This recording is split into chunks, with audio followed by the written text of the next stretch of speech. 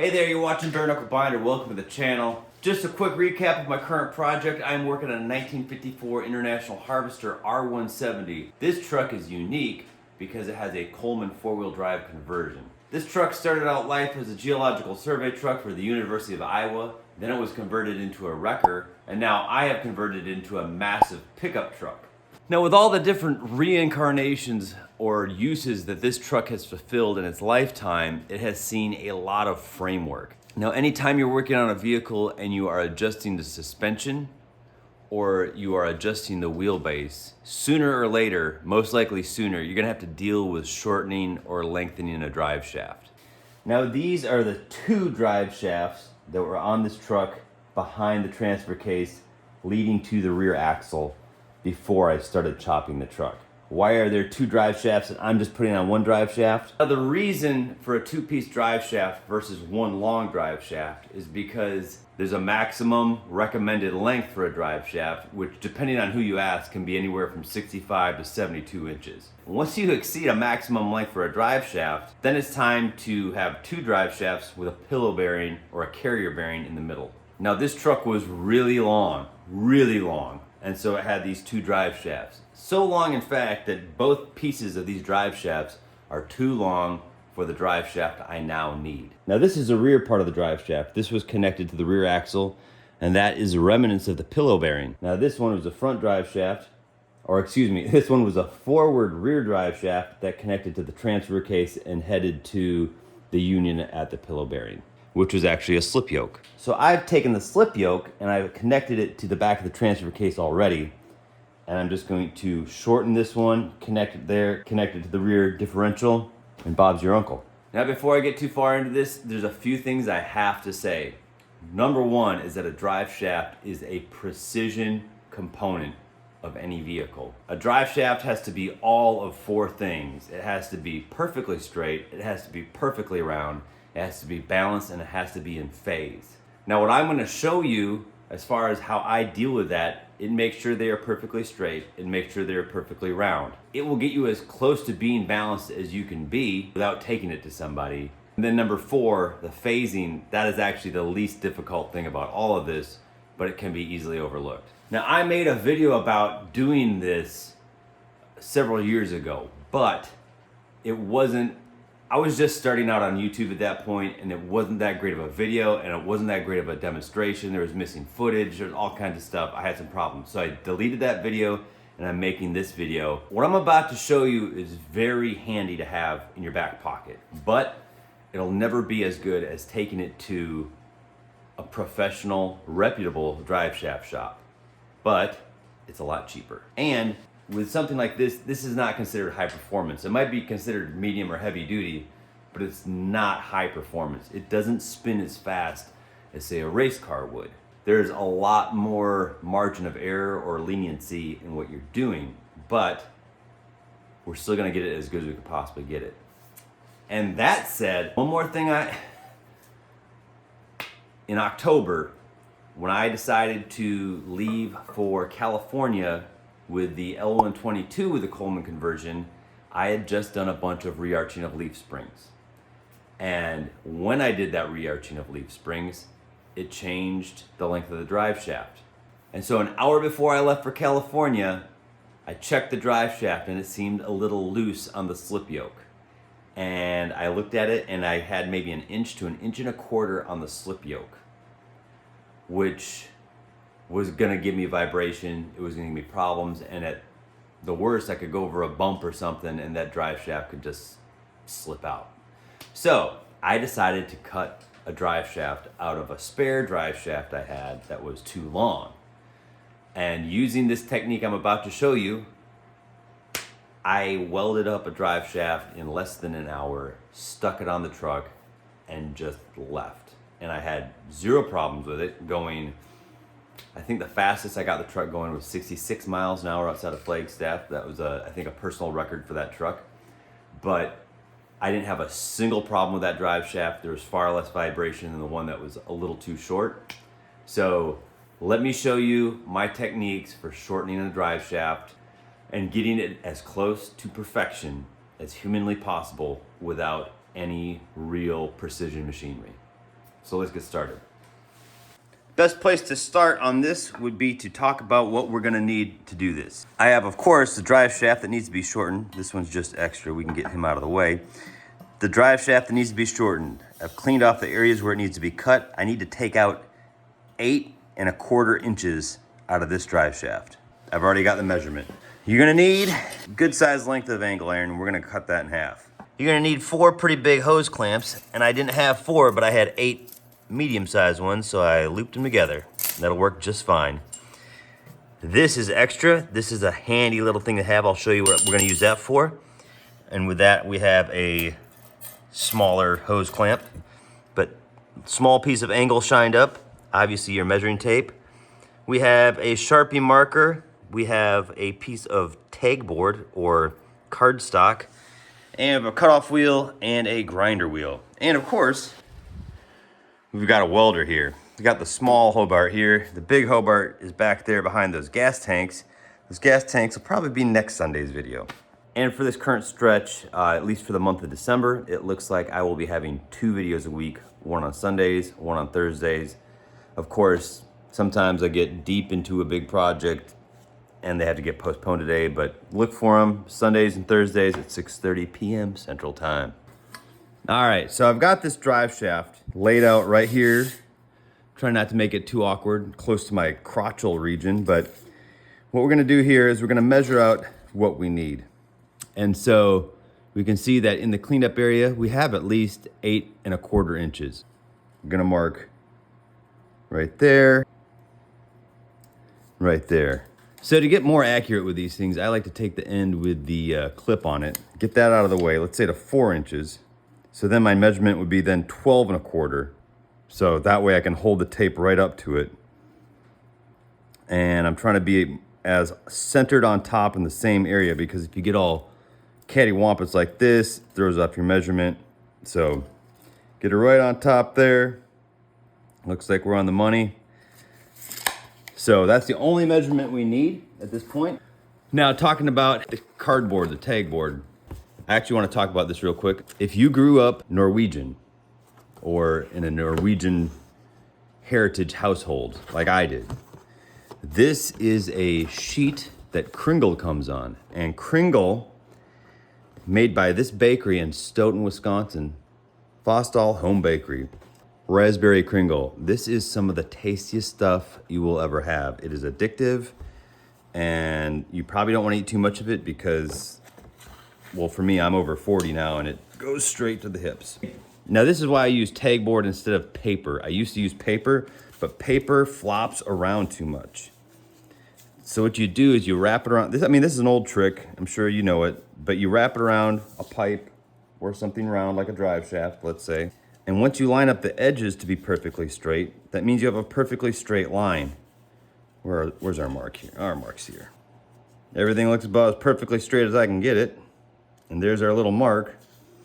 So at this point, this is why I like to use a marker instead of a scribe. Usually I like to use a scribe when I'm marking out metal for cutting it, but I like to use a marker for this because I like to press against the tag board to make my mark, because there's gonna be a little bit of overlap, and then when you get done with it, it'll be a nice perfect straight line on the one side. I'll show you that here in a second.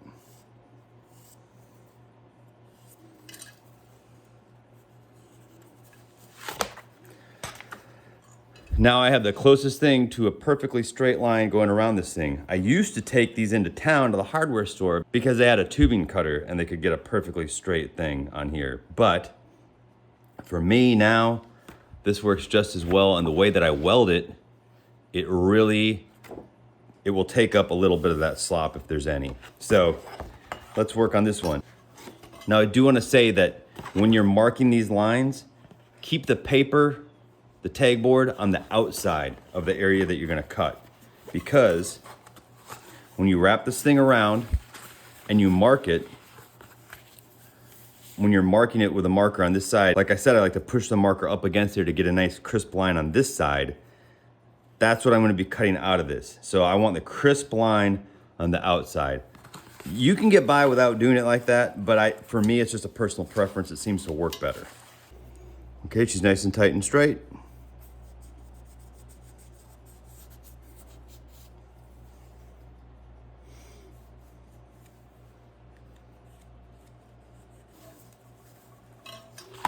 All right, closest thing to a straight line as I can get.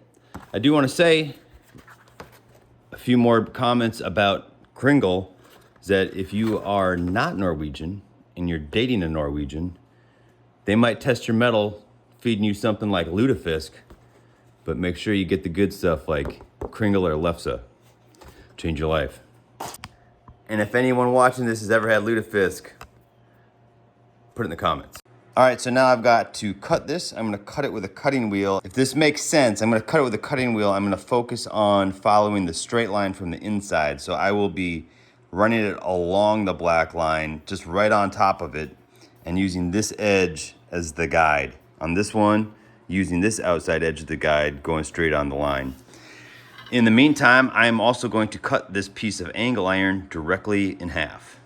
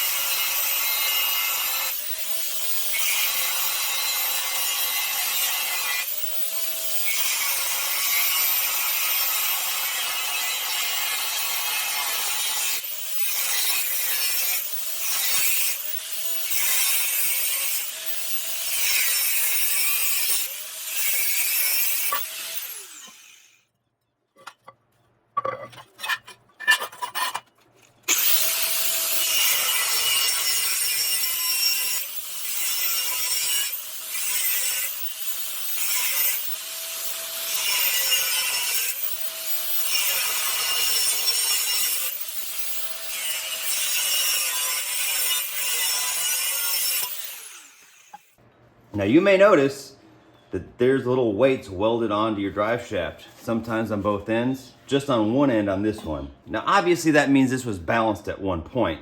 Most factory drive shafts are balanced correctly and in phase if no one's ever messed with them. So the best thing to do at this point is to put this thing together exactly how it was. By that, I mean in the same clock position as it was. So the trick to doing that is that there is a seam on the inside of the drive shaft, just because of how pipes are made. And so what you want to do is you want to find that seam.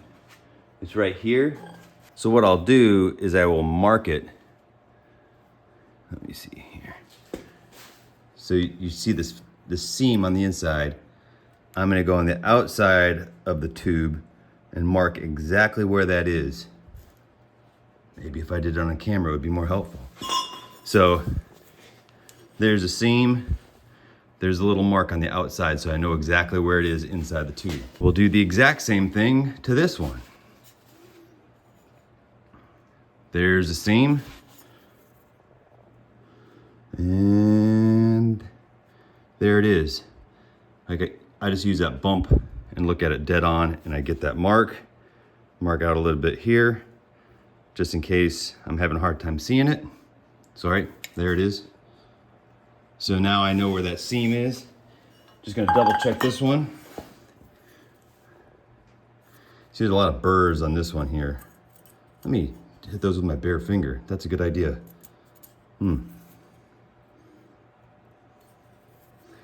So, yep, right there. So now this is how we're gonna get this thing perfectly straight. All right, so this is where the hose clamps come in and the angle iron.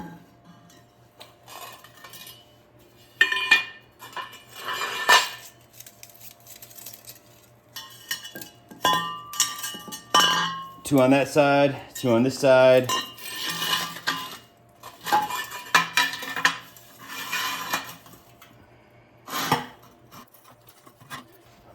Get these angle iron about 180 from each other. And I like to rotate that until I see the black mark for the seam. All right, as long as those are close right now.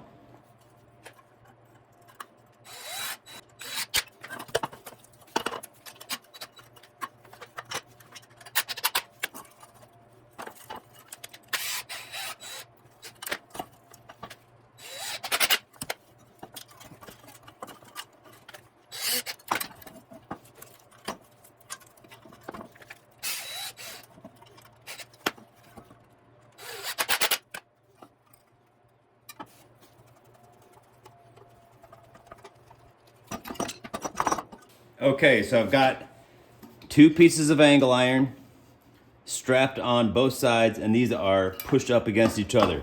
There is a slight gap on this thing just because cutting it with a cutoff wheel, there's just a slight margin of error. The thing will walk a little bit. So, but that little bit of a gap actually is not a problem.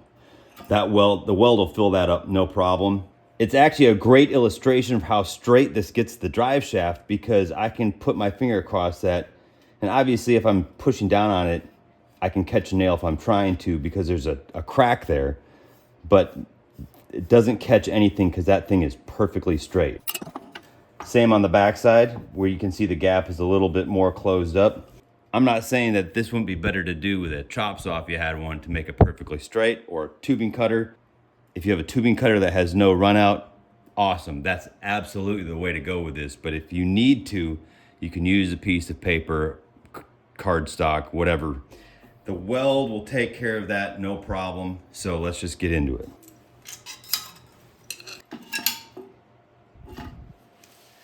Now, before I start welding, I wanted to show you that this is what I use this little tab for. I clean up a little area on the drive shaft, and because it's perfectly round, it's really hard to get a ground on it. Now I have this little tool that I got off of Amazon. It's handy for clamping on stuff, and this is the ground, and it's more good for sheet metal and stuff because it has these magnets and it'll push down this little copper piece. But I find that for welding drive shafts or exhaust pipes, this is really handy because you can clean off an area, it'll press up against it. Sometimes in the past I've used just like hose clamps and grab the tail of it and use that for a ground, but it really doesn't work that well. It really doesn't transfer enough power, and you can actually burn up a hose clamp doing that. But this little piece of angle iron here, just clamping the ground right on there seems to work really well. Let's glue this thing together. Now to keep this thing perfectly straight, I'm gonna do a spot weld here, a spot weld 180, a spot weld here, and a spot weld 180, and then I'm gonna start filling them in.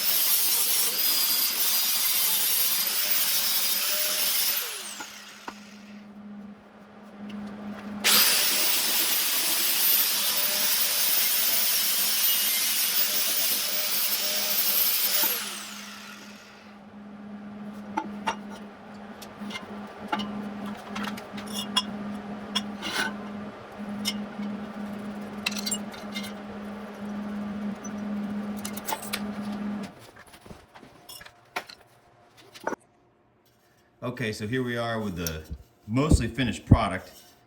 You see a little bit of a line there, and that's from undercut on the weld. I go around and I weld it as evenly as I possibly can. And I don't even just mean by welding it, 180 and then flipping it around. Because you notice after a while, once I got it pretty much glued together, I would go through and beat it up a little bit. But I wasn't running actual beads, it was just stitch welding it. And the reason I do that is to control the heat, but also to control the amount of material that you're putting into this thing with a welder, because you're trying to maintain balance. Now this thing, I went through afterwards and I smoothed it all out as well as I could without digging into it too much. Obviously, you can only do so much humanly possible with a flap wheel, but I've got it pretty close. Obviously, the light is going to make some more lines, make it look a little uneven, but trust me, this thing is really even. And it's perfectly straight. The reason I use the angle iron on this, I want to show you a little cross section if I can. So using the angle iron, just use a scrap to show you. It will clamp down and it will hold this thing perfectly straight. So you can, overlap two pieces of pipe like that. These four corners will hold that pipe perfectly straight. One thing about the angle iron that you have to keep in mind is that you'll notice the angle iron fits in between the ends of the drive shaft. The ends of the drive shaft have welds and balance weights. You don't want anything to prevent the angle iron from making full contact with the drive shaft when it's clamped to it. That's it. I'm gonna run some paint on this thing. I'm gonna run some paint on the stuff that I cleaned up for grounds. And then I'm gonna bolt this thing into the truck. Okay, drive shaft is bolted back on the truck. Everything's wonderful and hunky-dory. So we got the thing perfectly straight, perfectly round, and as close to balance as we possibly can. Now the fourth thing was phased. Now to phase a drive shaft has everything to do with the U-joints. So the universal joints on each end of the drive shaft have to be in phase, which means the drive shaft ears have to be exactly aligned with each other. Now this old piece of a drive shaft is a fantastic example. I can flip it up on its end and see how this ear is right here and this ear is right here. So they are perfectly in phase with each other. So no matter what position this drive shaft is in, those universal joints are going to be in the exact same position. If you don't have them phased correctly, they will cause vibration at higher RPMs. Something like this, we don't really have to worry about it too much, but it's always a good practice to do it correctly.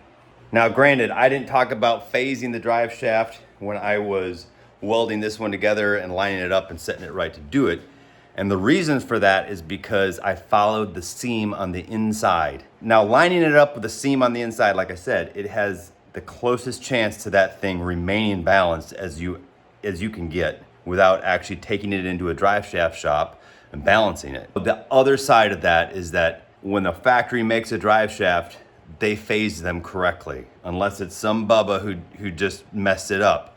But this one was correct. The thing is, it's on a slip yoke, which means it has a bunch of splines on it.